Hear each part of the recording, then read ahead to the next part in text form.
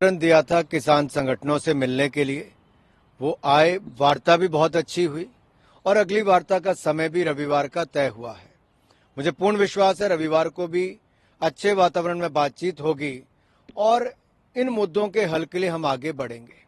जहां तक आपने पूछा कि केंद्र ने क्या किया, कुछ विपक्षी दल सवाल उठा रहे हैं, मैं इतना ही कहूंगा, अगर 5-6 मुद्दों को देखा जाए, खाद, पानी, एमएसपी पर खरीद या फिर बैंकों से ऋण से लेकर मुआवजे तक, इन सभी पहलुओं पर जो मोदी सरकार ने किया है वो आज तक किसी सरकार ने नहीं किया।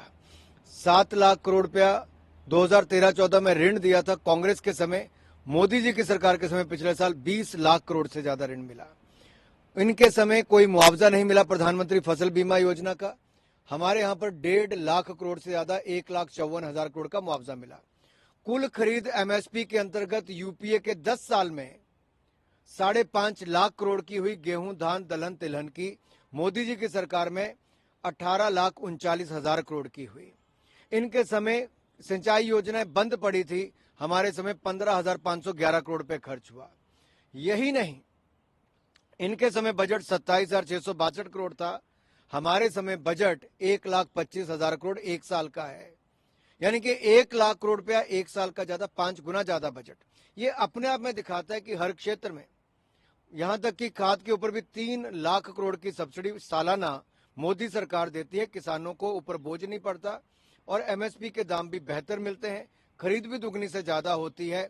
कुल मिलाकर किसान को संपन्न समृद्ध बनाने का काम मोदी सरकार की ओर से प्रयास हुए और स्वामीनाथन कमेटी की रिपोर्ट को भी लागत प्लस 50% मुनाफा, ये हमने ही सुनिश्चित किया है। सर, दूसरी तरफ अगर पॉलिटिक्स को लेकर बात करें, कई दल जो हैं इसको लेके पॉलिटिक्स कर रहे हैं। चाहे पंजाब गवर्नमेंट को ही देखा जाए, उनका कहना यह है कि हम सेंटर से रिक्वेस्ट करते हैं कि हरियाणा की तरफ से जो है शेलिंग ना की जाए। इस तरीके की जो पॉलिटिक्स हर दल कर रहा है उसको किस तरीके से? मैं इतना ही कहूंगा, इसको राज्यों के मुद्दे में ना लेके जाए। अगर मैं अब ये कहूं कि जब कांग्रेस की सरकार राज्य में थी तब दिल्ली से अरविंद केजरीवाल जी मुख्यमंत्री होने के नाते कहते थे कि पंजाब भी एमएसपी लागू क्यों नहीं करता।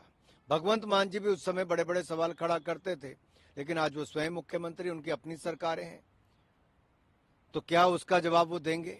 और दूसरा, कानून व्यवस्था राज्य का विषय है, उनको अपने यहां पर कानून व्यवस्था बनानी है। मुझे पूर्ण विश्वास है प्रदर्शनकारी भी कोई हिंसा, आगजनी, तोड़फोड़ नहीं करेंगे और राज्य की सरकार भी आंदोलन शांतिपूर्वक होगा तो वैसे ही व्यवहार करना चाहिए।